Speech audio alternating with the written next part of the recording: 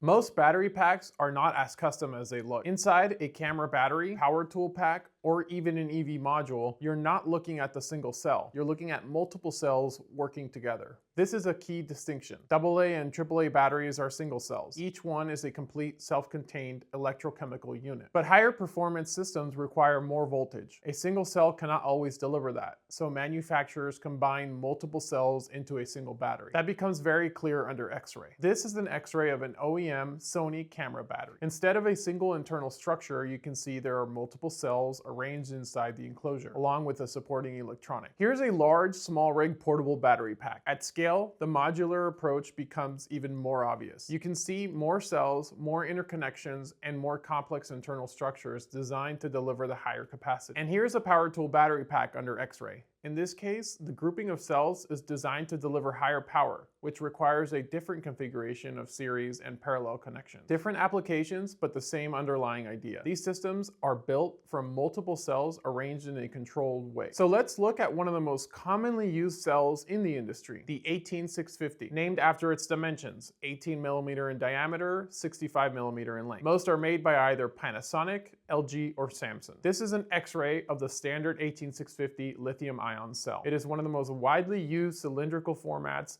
adopted across many industries and products because it offers a strong balance of size, performance, and reliability. Now compare that to the 21865. It follows the same cylindrical design, but it is a physically larger cell which allows it to store more energy. Despite the difference in size, the internal structure is the same. Inside each one of these cells is a tightly wound assembly known as a jelly roll.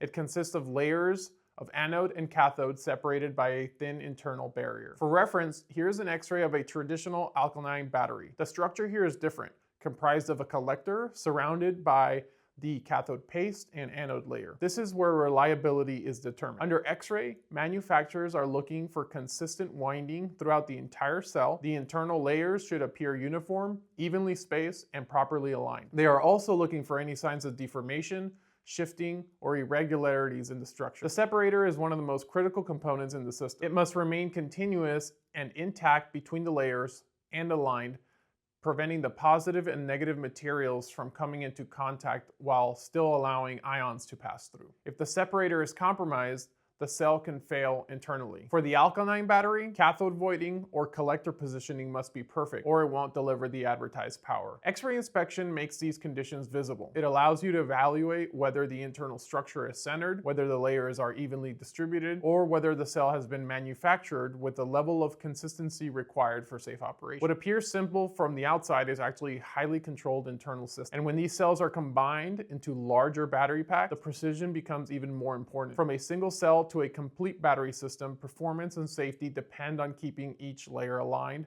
separated, and structurally consistent. Subscribe for more X-ray teardowns, and thanks for watching.